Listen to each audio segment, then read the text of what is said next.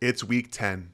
There's a big bye week here with 4 teams that have lots of fantasy points now sitting on your bench with the Chiefs, the Dolphins, the Eagles, and the Rams sitting there on their bye week enjoying life while you're stressing out about who's going to fill those spots. I know I am. So I've been working on 4 more must-start players to help myself as well as you guys all fill in these spots in your lineups. So we're going to start off with the quarterbacks because Patrick Mahomes, Jalen Hurts, Tua Tagovailoa, even an injured Matthew Stafford aren't coming back this week to help you guys out.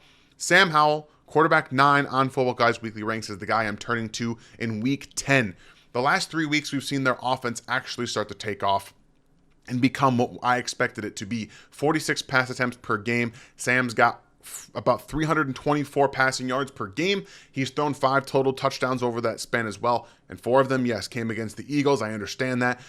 But he can still throw 4 touchdowns against just about any defense if he's on. And he can definitely be on. He's been quarterback 6 over that time as well. And then an interesting dynamic is that he could have had an even bigger last 3 weeks with 7 drops by his wide receivers in that span. Seattle's middle of the pack and 13th in allowing fantasy points to quarterbacks this season. I know it's in Seattle. I know there's a little bit of a weather thing, but let's jump into the tape and see why Sam Howell is the guy I'm going to be starting this week. And a lot of it has come due this season with his pocket management. He's taking a lot of sacks, but I think that he's gotten a little bit better at the clock speeding up in his head. And this is one of the areas that I'm noticing specifically against the Patriots, where they like to play games that like to, bring some pressure into the same area and loop some guys around. And he saw a little bit better. He's still held on to the football, as we're going to talk to a little bit here in a second here. But they want to be able to get him out of the pocket in these situations. So they bring that pressure. He sees it. He's going to step up here. But instead, he's like, nope, I see number 3 coming around into this A gap, so let's bounce around. And a hallmark of these Andy Reid, Eric Bieniemy systems specifically are the wide receivers being able to get down in space when the play breaks down. Sam Howell has a little bit of that ability to make plays off script. He's a very accurate quarterback moving outside the pocket. Really nice job here throwing it to Byron Pringle, who spent time with Eric Bieniemy under Andy Reid, played with Patrick Mahomes. Not surprising he was able to get himself into space there. But Sam Howell has done a good job of mitigating some of that as the last 3 weeks have played out, and it's played into how he's able to get the ball down the field. And this is one of the areas that he's gotten better throughout the season as well. He's still going to hang in here, hang into the pocket, and get some pressure off the left-hand side that he doesn't actually see, but he's going to drop this to Byron Pringle once again on a nice little kind of teardrop motion here. They're going to have a chip help from Logan Thomas, who's going to get vertical upfield, and Sam Howell is reading one player. He's reading this safety right here, and he's basically just waiting for one route to come open, which is another problem of his, is that he's looking at one player and then he's trying to get Byron Pringle again down the field on the left-hand side because there's nobody in that space. So he sees pre-snap. I have less players on that side with the pressure coming this way. If I can hold on to the football just long enough and have that safety get down on Logan Thomas, I'm going to be able to throw it. So he sees the safety come down, and this is coming open over the middle and down the field onto the left, uncorks it down the sideline, a tad underthrown, but with the defender in that trail position, it doesn't matter. So he's able to throw it out there. And this is, like I said, while his pocket presence and his understanding that sometimes you have to not hold on to the ball so much can get out of hand, they're doing a better job, I think, of designing some plays for him, and then he's throwing with better anticipation like he does in this play. With pressure once again coming to him, he throws this on a dime to a spot down the field for Terry McLaurin, who's running this out route, or this corner route. He's going to stem to the inside, get vertical, and then get to the out to the corner there. They have a backside. I guess this technically would be the backside because he doesn't ever read to this side. He's only reading the safety here. Once again, reading just one player and not going through progressions, which can come back to bite him as well. But this is the play. This is what it looks like. He wants to hit, again, the corner route out here where there isn't anybody. So with anticipation, he's going to have Terry McLaurin get underneath, stack that defensive back, and then he uncorks this on the spot because he sees that safety does not do anything but stay in the middle of the field initially. Ball gets to a really nice spot, thrown in stride to Terry McLaurin on the sideline, Fantastic job dropping that down in there for a big gain. And I love what he's able to do on some of these third downs, extending plays and throwing it down the field. That keeps them in games. You don't always want to live on third down, but Sam Howell's gotten much better again at managing the pocket, getting outside when he feels that pressure, and then throwing the ball down the field in some of these pressure situations to space, allowing his players to go get it. So at quarterback 9 in the weekly ranks, I think that this is a really good spot to take him, plug him into your lineups, especially with those players missing. And he's going to have, I think, a big week against Seattle, even though there's some rain in the area. I know Seattle's defense is pretty good, especially against the pass. I do think that when you're throwing the ball as much as they do and the scheme that they're working right now, you're going to have a good day from Sam Howell. And that brings us into the next player, because we're doing a little bit of a DFS feel with this one, with stacking him with Jahan Dotson, who's the wide receiver 4 on Football Guys weekly ranks.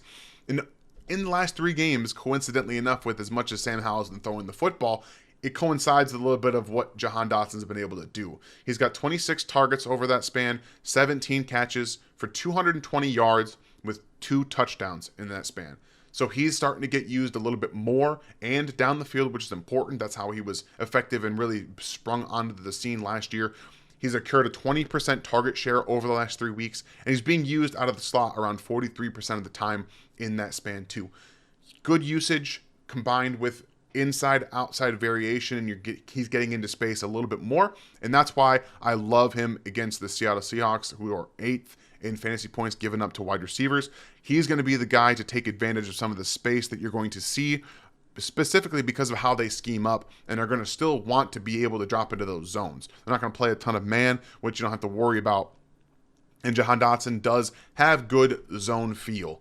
And we talked again about Sam Howell, but how they scheme up the players. So he's going to run just this to a little curl right here, but instead of sitting down in the zone and staying there, he's going to get into space. Become an outlet for your quarterback, who you know wants to hang on to the football a little bit longer. So he turns around, he sees that number 8 right here is underneath, and he can kind of break on any throw to him. So I'm going to get into space, become an outlet for my quarterback, then make a big play down the field on second down. Really nice job of sitting down in that zone and then saying, okay, I need to get out from where this defender can actually pick it off. Howell steps up in the pocket and delivers a nice ball down the field to Jahan Dotson. And we're going to see that become a factor here on a lot of these, throwing the ball down the field. So here he is now in the slot, working against some man coverage here from the Patriots. And he does a nice job of stacking this defender, getting vertical down the field. With the blitz on here, you have man coverage down the field from the Patriots, like I mentioned. It's a nice ball in stride to Jahan Dotson. And what I mean by stacking is that he's going to release to the inside and then get upfield. And stacking is when you're essentially parallel or just in front of that defender, and then he's going to then go down the field to the middle. So he's going to widen it just a little bit, create some contact, make that corner think he might go to the outside just a little bit right there. We see that contact. He's going to just use it and then kind of slingshot himself vertically. And he plays very well with defenders around or in the area. It doesn't really make an impact on how he plays the football. Beautiful throw from Sam Howell down the field in a bucket to Jahan Dotson for the touchdown. A fantastic play here. And then I love what they do offensively. Eric Bieniemy has done a really nice job over the last 3 weeks of adjusting to what they've done earlier in the season and just getting more guys in space, seeing that defenses are adjusting to what they do. He's done a nice job here of adjusting. So you've got a stack formation with Terry McLaurin and Jahan Dotson. They're both going to get wide open against the New England Patriots. And I love, again, that they're able to do this. And he sits down in space. Again, Terry McLaurin ends up having to try to make a play on a 50-50 ball that shouldn't have been thrown in that area. So would like to see this ball thrown out a little bit here for McLaurin, Sam. But right here against this off-zone coverage and outside leverage, Jahan Dotson does a nice job just getting in space. Sit down. There's no one around me. He's wide open.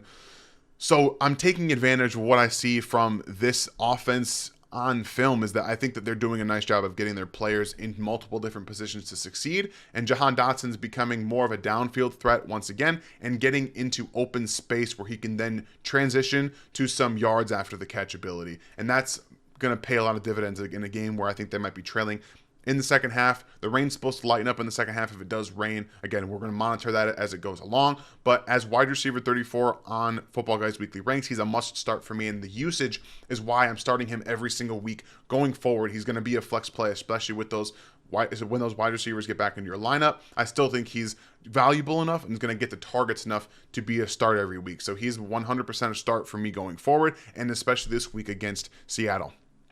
And the next guy, we just kind of saw their defense play against the Washington Commanders. Demario Douglas, also known as Pop. I love calling him Pop. I think it's a fantastic nickname for him, specifically for what he does well. He's wide receiver 32 on Football Guys Weekly Ranks, and the Patriots offense doesn't enthuse anybody, but Pop Douglas does. The Patriots have the 4th lowest rush rate percentage in the NFL. 40% of the time they run the ball. So they're throwing the ball a lot. They're behind in a lot of their games as well, which leads to more targets for Pop. And he's earned 20 targets over the last 3 weeks, which is 20% target share for his team. He's been the best receiver outside of maybe Hunter Henry, you can argue. I think, and maybe, Ramondre Stevenson as well. But as the pure receiver, I think he's been the best guy. And thank you, Sigmund Bloom, for this wonderful poll. I was listening to him and Derek Brown on the couch, and they called him the struggle target. I was already going to be talking about him, but I love that they called him that. And what that means is this offense struggles. And when you struggle as much as they do, you have to find somebody to get the ball to. And one guy who gets open quickly and that can separate is Pop Douglas. His snaps have been going up over the last 3 weeks as well. 62% to 77% to 83% against the Washington Commanders. Let's watch what he does best, because again, he's a guy that can just pop your offense. He can pop off at any time. And this is just a short burst clinic.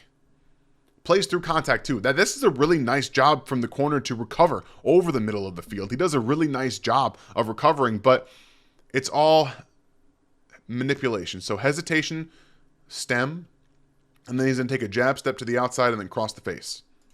It's all quick. It's one motion. It's easy for him, and he can predict. Boom.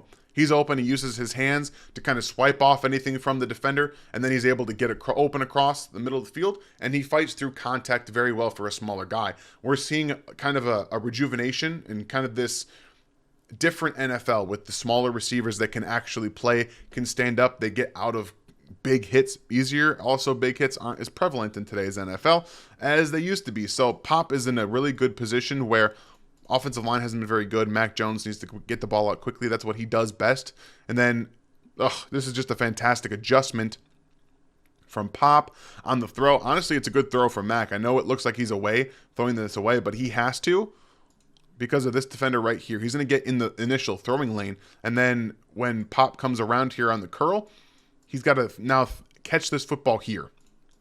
Great extension away from the body.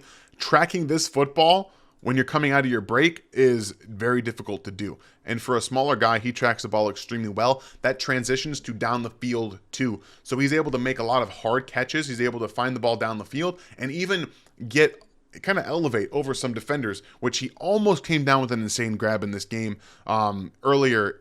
When I was watching it, I almost posted it, and then I didn't because he ended up not catching it. But he elevates over a defender while he's catching this football down the field. It's insane. And then his just spatial awareness is really, really good for a rookie, an undrafted rookie out of Liberty. And he's able to understand a lot of different things on this drag route and quickly just show you what he does. It's just, like I said, it's a drag route over the middle of the field. And he's got to quickly identify where to go with this linebacker dropping into coverage. So here he is. He's like, okay, so I want to go probably behind into most space, but I can't because of wide receiver and defender coming in here. So quickly he goes underneath, understanding that this linebacker is dropping vertically, not horizontally, and he's not moving. So he can quickly get in front of him, separate down the field, and transition to yards after the catch. So he's in a good spot with the New England offense that, one, uses him on jet sweeps, on wide receiver screens, and getting the ball down the field and quickly. Those are all things that he does well. He has a lot of different ways to get the football, and as the struggle target, he's probably going to find himself getting targeted more and more as the season goes along, and they continue to struggle, but find that he's the guy to go to. So as the wide receiver 32 on Football Guys Weekly Ranks, he is as close to one of these smaller guys, much like Josh Downs was last week, unfortunately, with the injury and stuff like that and the game getting out of hand. He's that go-to guy for their quarterback. And Mac Jones has been good targeting him over the last 3 weeks. So Pop Douglas is a must start for me in week 10 of the NFL season. Insane again that we're here. And that's going to transition us to our very last player on the docket, Taysom Hill. Guys, yes, I know he had a rough start to the season, but he is a guy you have to put in your fantasy lineups unless you've got Mark Andrews, Travis Kelce, or even Dalton Kincaid, I would argue right now. I think that Taysom Hill might be the tight end 4 for the rest of the season with how much he's going to be involved.